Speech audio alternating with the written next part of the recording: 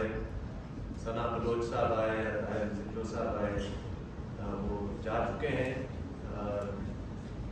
یہ یوسف کی ایک شخصیت اور ان کی سیاست کی وجہ سے مختلف طرح طرح کے لوگ آئے جو عام طور پر شاید کوئی چھوٹی سی بائیں بازو کی پارٹی کے تقریب میں نہ آئے. یہاں پہ تھوڑا بہت مکالمہ بھی ہوا جو کہ عام طور پر نہیں ہوتا. یہ بھی یوسف کی ہی بدولت، کیونکہ یقیناً جیسے بات ہوئی یوسف مستی خان ایک آج کل کی سیاست کے حوالے سے سوچا جائے تو وہ ایک ایسی شخصیت ہے جس کو پانا ذرا مشکل ہے. وہ ہمارے جیسے لوگوں کے ساتھ بیٹھتے تھے تو وہ کہتے تھے میں تو بلوچ ہوں، میں تو ایک بلوچ قوم پرست ہوں. لیکن جب وہ بلوچ قوم پرستوں میں بیٹھتے تھے وہ کہتے تھے میں تو مارکسسٹ ہوں. اور جب وہ جمہوریت پسندوں کے ساتھ جو کہ اصولی طور پہ ہم سب ہیں، تو میرا خیال ہے کوئی فوجی عامریت کا دور نہیں گزرا جس میں یوسف نے جیل نہیں کاٹی ہوگی. شاید نوجوانوں کو یاد ہو یا نہ ہو، مشرف کے آخری پیریڈ میں کراچی میں کافی ایک مطلب بڑا ایک لڑائی کا مقدمہ ہوا، اس میں بھی یوسف جیل گئے. تو یہ ایک یہ میں بات سمجھتا ہوں کہ جیسے دوستوں نے بات کی اس پر ہمیں غور کرنے کی ضرورت ہے کہ وہ زمانہ جس میں طبقاتی سیاست کرنے والے، قومی جدوجہد کی سیاست کرنے والے، سامراج کا نام اور اس کی مخالفت کرنے والے سب ایک تھے، اور نیشنل عوامی پارٹی کے دور میں تو خاص طور پہ سب اکٹھے تھے. قوم پرست بھی سارے اکٹھے تھے، کمیونسٹ بھی سارے موجود تھے. جس کی قیادت میں اور جس کے شاگرد تھے یوسف، وہ میر غوث بخش زنجو، ان کو آپ کس کھاتے میں ڈالیں گے؟ وہ کمیونسٹ بھی تھے، وہ قوم پرست بھی تھے، وہ جمہوریت پسند بھی تھے. وہ یعنی کہ اس دور میں یہ کوئی عجیب بات نہیں تھی. اس دور میں یہ بڑا عجیب سا لگتا ہے. جیسے کئی دوستوں نے کہا ہم اکثر ایک دوسرے سے ہی لڑتے رہتے ہیں، سامراج تو دور کی بات ہے. بابر صاحب نے جس کا کہا جہاں سے ہمارا ان سے راستہ پڑا وہ کارا کی تحریک کے حوالے سے، تو فوج کا نام کون لیتا تھا اس وقت، جو کہ آج ہر مائی کا لال جس کو کچھ پتہ بھی نہیں ہے اس پہ سیاست کی، تو وہ بھی کہتے ہیں نیوٹرلز. لیکن ہم کہاں ہیں، یہ بات درست ہے. اور میرا خیال ہے یوسف کی جدوجہد اس چیز کی علامت ہے کہ وہ آخری وقت تک اس بات کو اجاگر کرتے رہے یا کوشش کرتے رہے کہ ہم اپنے بارے میں سوچیں. میرا نہیں خیال ہے کہ کوئی تجزیے میں تھوڑا بہت فرق ضرور ہو سکتا ہے، شاید زیادہ بھی فرق ہو. میں اس بات کو یعنی کہ تسلیم کر سکتا ہوں کہ ہمارے تجزیے بھی مختلف ہو سکتے ہیں. لیکن جہاں بات ہوتی ہے پاکستان میں، پاکستان کے عوام کی، پاکستان کے مظلوم اقوام کی، محنت کشوں کی، عورتوں کی، اقلیت کا لفظ مجھے پسند نہیں ہے، ان حلقوں کی جن پر مذہب کے نام پر ظلم کیا جاتا ہے یا مذہب کے کسی دائرے سے باہر رکھا جاتا ہے، اقلیت کہنا ذرا زیادتی ہے. اس سب کچھ کے بارے میں اور آپ اور ہم سب یہاں پہ میرا خیال سب اتفاق کریں گے، کوئی زیادہ مختلف فرق نہیں ہوگا. جب خان صاحب کے چہتے نیوٹرلز اور فوج کے خلاف نہیں بھی تھے تو ہم ہی ہیں نا جو فوج کا نام لیتے تھے، جرنیلوں کے یعنی کہ قبضوں کے اور اوکاڈا سے شروع ہو کر یا بلوچستان کے معدنیات یا ساحل اور وسائل کی بات کرنے والے ہم ہی ہیں. یہی یہاں پہ لوگ جو بیٹھے ہیں. یہ واقعی ایک سوال ہے کہ جو یوسف مستی خان نے اپنے یعنی کہ چھوٹی عمر سے سیاست شروع کی، اس وقت تو ان کے لیے یہ بہت بڑا چیلنج نہیں تھا سب کو جوڑنا. لیکن جیسے جیسے وہ تحریک بکھرتی چلی گئی تو ان کا یہی ہم محسوس کرتے ہیں، جو ہمیں پتہ ہے. وہ جیسے بات ہوئی کہ وہ پاکستان نیشنل پارٹی کے صدر تھے میر صاحب کے بعد، اور ان کا شاید کبھی اس طرح واسطہ نہیں پڑا ہوگا اتنا زیادہ لمبا چوڑا پنجاب یا سندھ یا باقی خطوں کے بائیں بازو کے ساتھ. لیکن پھر انہوں نے عابد حسن منٹو کے ساتھ اتحاد کر کر ایک پارٹی بنائی. ہم بھی اس میں نہیں تھے، ہم تو بہت بعد میں آئے. اور آج میں سمجھتا ہوں کہ یہ جو نوجوان نسل ہے جو بیٹھی ہوئی ہے، مجھے اس بات کا اس تقریب کے حوالے سے، اور یہ بھی یوسف کی بدولت، کہ یہاں پہ وہ لوگ ہیں جنہوں نے بیشتر جنہوں نے بات کی جو کہ اس دور کی خود پیداوار ہے. 68 69 کی بات ہوئی، یعنی کہ ایوب خان کے خلاف آمریت کی بات ہوئی، 70s کی بات ہوئی، 80s کی بات ہوئی. لیکن ایک ایسی نسل بھی ہے جس نے صرف ان چیزوں کے بارے میں پڑھا، جس کو میں اکثر ان کو کہتا بھی ہوں اور وہ ناراض بھی ہوتے ہیں، یہ تو ضیاء الحق کی نسل ہے. یہ تو ضیاء الحق کے پاکستان میں پیدا ہوئے ہیں. آپ کو پتہ ہے 22-23 کروڑ عوام ہے ہمارے، میں سے بھاری اکثریت تو 1977 کے بعد پیدا ہوئی، بلکہ 1977 کے لوگ تو اب میرے جیسے تو اب بزرگ ہو گئے. بیشتر تو اس ملک کی آبادی تو سن 2000 کے بعد پیدا ہوئی، اتنی نوجوان آبادی، اور ان کو بالکل نہیں پتا کہ نیشنل عوامی پارٹی کیا تھی، ان کو بالکل نہیں پتا کہ ڈی کالونائزیشن کا دور کیا تھا، ان کو بالکل نہیں پتا ہشنگر کی تحریک کیا تھی، پٹفیدر کی تحریک کیا تھی، راولپنڈی میڈیکل کالج میں کون سی گولی چلی جس کی وجہ سے 67 میں ایوب خان کے خلاف تحریک چلی. ان کو یہ بھی نہیں پتا بہت سارے نوجوانوں کو کہ 2001 اور 2002 میں اوکاڑا ملٹری فانڈز کی تحریک کیا تھی، یا 2005 میں جب سوئی اور ڈیرا کٹی میں 5واں فوج کشی شروع ہوئی بلوچ قوم پر، تو وہ کیا اس کی تاریخ ہے.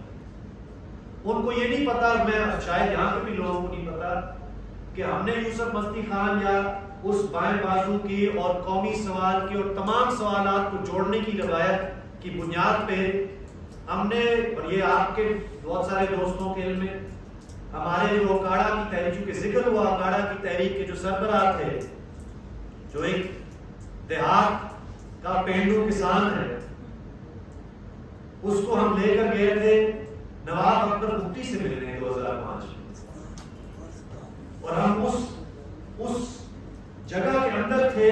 اگر آپ کو کسی کو یاد ہو کہ جب وہ اپنے کمپاؤنڈ سے نکل کر نکالے گئے تھے تو اس سے تھوڑا عرصہ پہلے وہاں پہ ایک بارود گرا تھا جس میں 27-28 ہندو وفات پائے. ہم اس وقت موجود تھے اس کمپاؤنڈ پہ. ہم اس ملک کی طبقاتی سیاست اور قومی سیاست کو جوڑنے کی کوشش کر رہے تھے، اسی طرح جیسے انہوں نے اپنے طالب علمی کے دور میں دیکھا. لیکن بہت سارے نوجوانوں کو اس کے بارے میں نہیں پتا. نوجوانوں کو پتا ہے کہ عمران خان ہمارا لیڈر، نوجوانوں کو یہ پتا ہے کہ عمران خان کو امریکہ نے سازش کر کے رکھا، اور نوجوانوں کو اور بہت کچھ، جیسے آپ نے بتایا کبھی طالبان جو ہے نا وہ غلامی کی زنجیریں توڑ رہے ہوتے ہیں، تو کبھی کوئی اور ہمیں نعرہ دیا جا رہا ہوتا ہے.